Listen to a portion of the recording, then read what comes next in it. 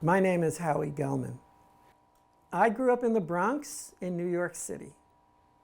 And I grew up in an immigrant neighborhood, and my parents were immigrants, and everybody was Italian, Irish, or Jewish, and it was a lovely experience.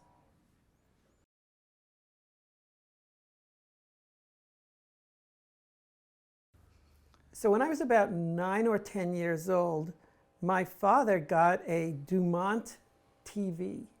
And my father got this beautiful kind of console, and it was big, and it had doors, they opened and closed, and it was all wood, of course. And it didn't have click stops to change the stations. Back then, it was a dial. In fact, it was two dials. One was for quick turning, and you go from channel 2, 4, 5, blah, blah, blah. And the other one was kind of fine tuning. I would just go from, station to station to station to watch the Saturday morning shows, cartoons. But one day, for some reason, I was trying to get from channel 5 to channel 7, because there really isn't any channel 6. And I was going from 5 to 7, which was a long path along the bottom of the tuner. And I used the fine-tuning dial. And as I did it, I heard there was some radio stations there. And I kind of was amazed. So I started tuning in, and I heard classical music. And I had never heard classical music before. And I heard other things like that, like foreign languages and things like that. And I just was gobsmacked by this kind of discovery that I made. And that's how I discovered my great love. Anyway, long story short, I discovered FM radio by trying to find cartoons on a Saturday morning. I was a big fan of WBAI, which is a nonprofit, non-commercial station that is part of a network of stations that was started right after World War II, and they created a network called Pacifica. And here in Berkeley, there's a station, KPFA, which I'm proud to be a member of. But I was the youngest person ever to become a member of WBAI. I remember I was 13 years old, and they said, "How old are you?" And I said, "Well, I'm 13, I really like it." I hadn't fallen in love with the Beatles yet. But I've always been a member of KPFA or Pacifica in general for the last, 60 years, I guess. It's a great love. And I knew I really wanted to have something to do with radio and with non-commercial and mission-oriented radio, even when I was a teenager.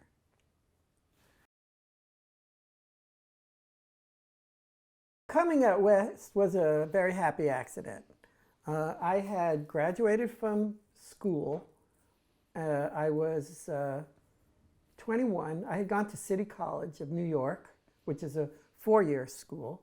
And 3 friends and 1 dog decided to take a drive-away car to California. Drive-aways were really cool because people just needed to move their car. They still do it, I think. You ask somebody to get their car in one place, and for no cash at all, you have some requirement that you have to get it there in a certain number of days, and otherwise, it's your car.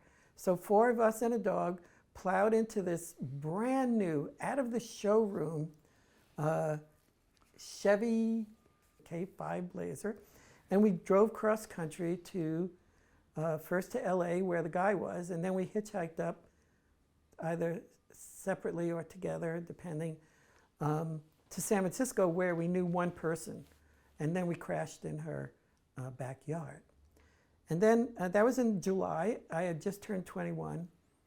And then by August, everyone is saying, "Gee, I have to go back to the city. I have to finish this or go to this job or finish school."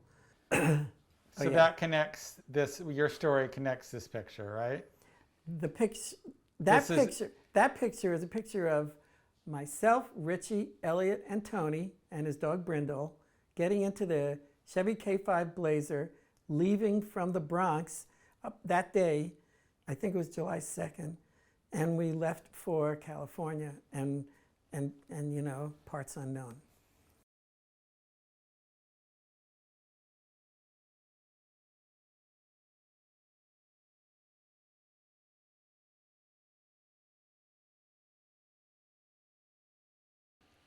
I came to California and I was just smitten with a whole different sensibility. And one of the sensibilities was a kind of idea about caring for the environment, the idea of recycling, the idea of, you know, a sort of preciousness about the whole world. So I decided I wanted to open a little repair shop and have people bring stuff and fix it for them.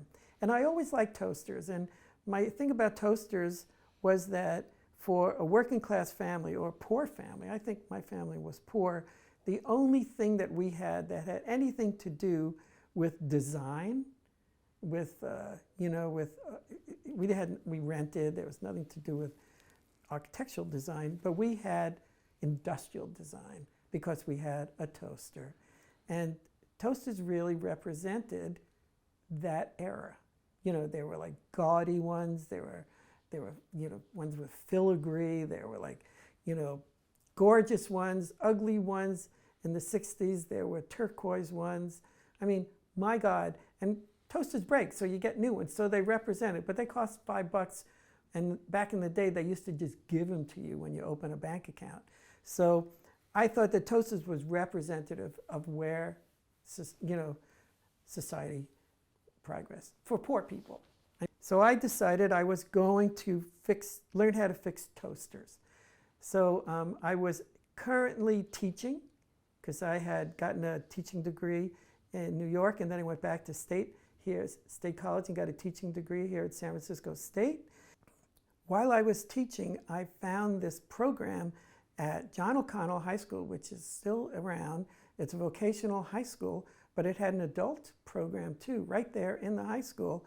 And one of the things they taught was appliance repair. That's what it was. Boom, right up my alley. It was free, and it was at night or late afternoon, so I could do my teaching.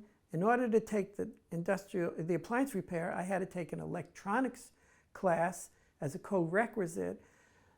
The appliance repair was really boring and stupid because as far as they're concerned, they all wanted to learn how to fix refrigerators and HVAC for Sears, and I just wanted to learn how to fix a toaster. So I never did. I dropped the class, but I stayed in the electronics class, finished that one. My teacher said, Howie, you should stay in there. We've got other really cool classes. You seem to be good at it. So I stayed. The next class was a broadcast electronics class, and that sort of ramped right into a broadcasting program that was located right there on the 4th floor of the school, full-time. So I had to quit the teaching. It was a year or two. I was still doing a little bit of sub-teaching around it. So I said, wow, this is worth the effort, and I'm loving it. So I chose to go into radio so I wouldn't have to worry about what I was going to wear. And then I just got to be a radio guy, and I loved it. And co-located in that high school was KALW FM radio, FM, yes. And it was also the radio that was a radio station that was, you know, still is, owned and operated by the San Francisco Unified School District, which I was already working for. So I figured this is just great. And I started working there for free at first, and then I think I got maybe I got a stipend or something. And that's how I started my radio career after being a would-be toaster repairman.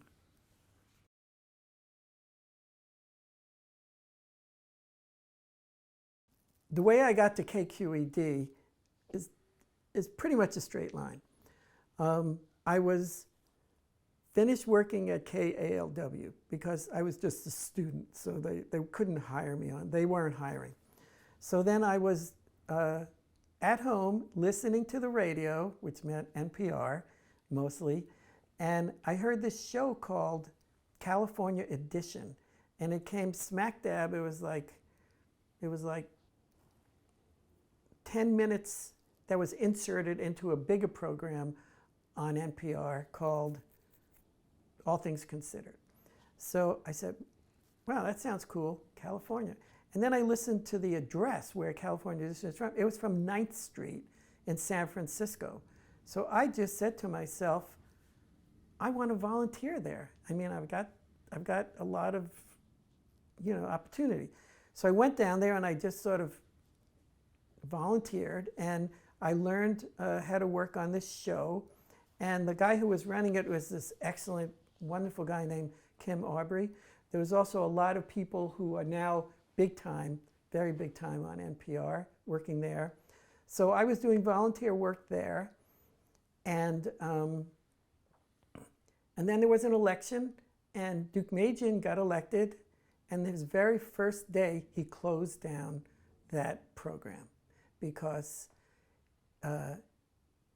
he is a conservative fuck, and the public radio was sort of not his cup of tea. So that was it. The next day, the place was closed. So I said to myself, what shall I do? I will go to listen to a talk by Isaac Bashevis Singer, who is like a huge, wonderful writer, and this guy who wrote Yiddish as a first language. I'm Jewish, so even though the only Yiddish I know is what my parents used to whisper to one another, thinking I wouldn't understand, and I also read a lot of Singer in translation. He's such a wonderful writer. So he was doing a talk, so I went to hear him talk, and sitting about a couple of rows over was this guy Kim, who was my boss at California Edition. And I said, how are you doing? And he said, well, I'm doing okay, but I hate this job. I'm leaving it. Do you want it? So I said, what is it? He said, well, it's like an engineer job at KQED. So I said, yeah. And really, anybody who's watching this, if you think planning has anything to do with your life, forget about it. Planning is just what we try to rationalize later after good things happen. This was totally, totally random. And then I went to KQED, and they hired me for one day. And I was very happy, I filled in for Kim because he just quit. And then the next day they called me back. They said, do you want to work another day? Well, I worked there for about 35 years. So the expression one day at a time means a lot to me.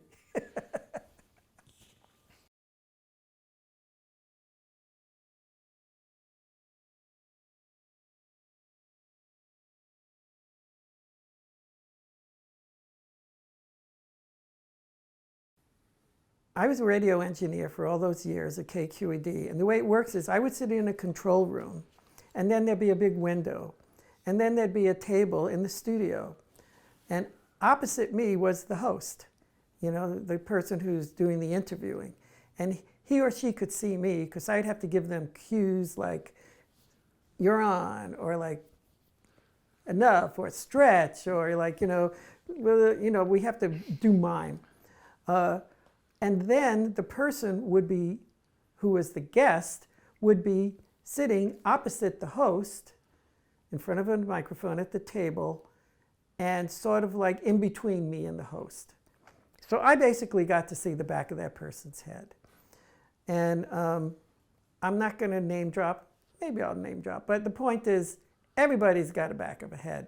And one day I was walking around and in the station, and I saw this person, and this person came up to me, and I didn't recognize the person. And then they said, oh, you're the engineer who I worked with yesterday. Don't you remember me? And I said to them, no, I don't.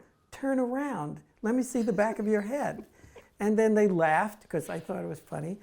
And that's how I got the idea to do a series called About Face, Backs of Heads I Have Known.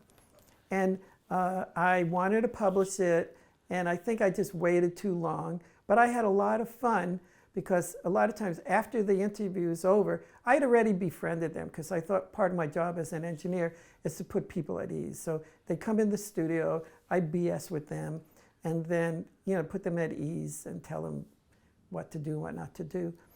And then afterwards, I'd come into the studio and I say, "Do you mind I take a photograph of you?"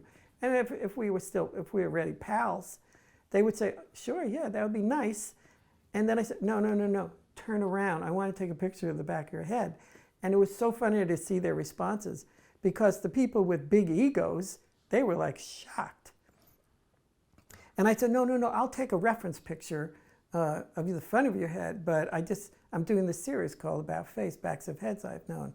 So they did it, and I took lots of pictures. I took pictures of some of my heroes, and I missed out on some, but I got writers. I got Francis Ford Coppola, who actually I had worked with briefly. I got politicians. I got Bernie. I just got people who I really wanted to have one more set of contact with. And that's how I got this Backs of Heads things.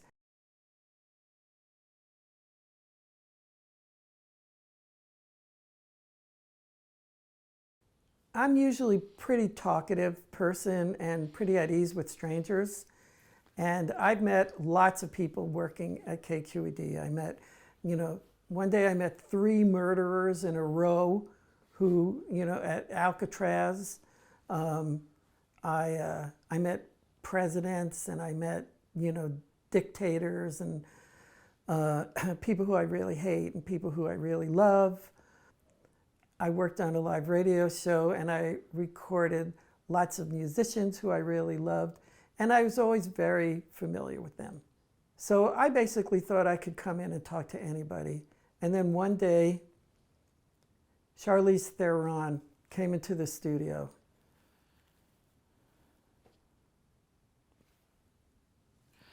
I was speechless. I mean, I like her as an actress. There have been millions of other actresses that I've had met, and actors, good looking and bad. And she just totally knocked me out. I mean, I didn't get a picture of the back of her head or the front of her head or anything like that, but I just basically turned into a puddle. And not embarrassed to say so. So that's my embarrassing moment that I'm going to talk about on the radio. I consider myself very lucky, and I feel like my life is really a success story, and it has very little to do with whether it's deserved or not. Something that I am kind of proud of, I was thinking about this because I looked at this question earlier. I've been studying Buddhism practice for like 25 years on and off, and there is a big push or doctrine to to try to be egoless and things like that. And I could say the thing that I am probably most proud of is what I am doing over time to have less pride. So that's kind of a wacky answer, but I think humility is a hard-won gift, hard-fought gift, I guess I should say, and I'm just very grateful for all the great luck that I have. In terms of disappointments, great disappointments, I don't regret it, but I love being a father. I was a teacher. I loved teaching. I was a summer camp counselor. I loved that. I love kids. And I don't want to sound selfish. I have two great children, but I just am sorry that I wasn't around children even more. I mean, they grow up and they leave home, etc. But I really recommend anybody who has the wherewithal, and there's a lot of people who don't have the inclination, but anybody that has the slightest inclination, try to be around kids in any way for as short or as long as you can, because they are not little adults. They are a whole other animal, and they just are very restorative and joyful. So I don't know if that is a regret, a disappointment, but I hope to go back. I'm turning 73, but now I hope to go back and work with kids again, COVID, allowing and things like that. It's been a while, so it's not really a regret. It's more like a plan.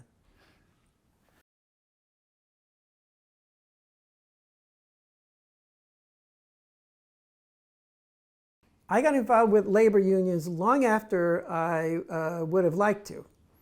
When I was a kid, I went to camp, summer camp, and there was this sort of send this poor kid to camp mindset in New York. It was very sort of like 1950s social worker oriented, and the Catholics and the Jews, and I'm sure every other group had these little philanthropic summer camps that they would send kids to. So I went to one, made lifelong friends who I talked to virtually every day there. And the counselors there were probably just 4 or 5 years older than we were in some cases. And they were all sort of your archetypical New York Jewish, lefty, liberal arts, red diaper babies. And they talked to us about Joe Hill, and we sang labor songs, and we sang Pete Seeger and things like that. And we got kind of inculcated in this kind of sort of Jewish liberal sense of idea about working class fairness. And then when I was old enough to apply for a job, I remember I was in San Francisco, and I was applying for a job at one of the commercial radio stations, and they said, "What do you think about unions?" And this guy said it in a way that was basically a test, and because he was very anti-union. And I said, "I just want the job." I said, "I just want the job." But then, fortunately, I didn't get that job, but I got a job at KQED, and after being there for about a year, I got surrounded by a bunch of tall guys, and they said, "The shop steward is leaving, and we need you to be shop steward." And I said, "I don't want to, I wanted to be union. I was happy to be in the union, but I didn't want to be the shop steward." And they actually encircled me, like thug. And then I was shop steward for about 33 years. And I felt like it was a great contribution to the labor movement. And it really kind of coalesced with my progressive ideas anyway. And I think I got pretty much hated by the company, which was my job. And I think I did a good job for my membership. So I'm very proud. Okay, well, I'm 73, and I could be dead tomorrow. It's also sort of like my legacy video. I mean, I don't plan to die. My parents died at the average age of 95. So I plan to be around for a long time. And, they have artificial things. So I might be around for a good long time. So what I would like to say is this. When my kid Zach was little, And I would always say to him, strong but gentle, strong but gentle. That was my sort of mantra for him, because he's a little guy too. His mom is also very little. So I wanted him to be strong, but I wanted him to be gentle.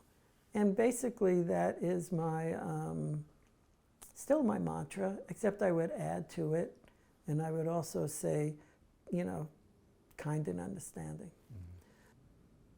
I think that's a good takeaway.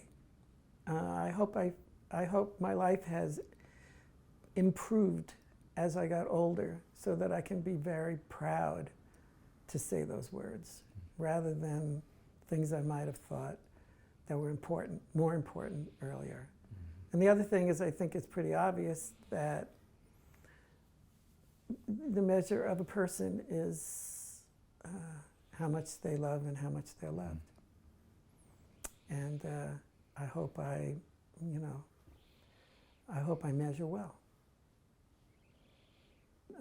I recommend everyone follow their childhood dream. And I kind of did.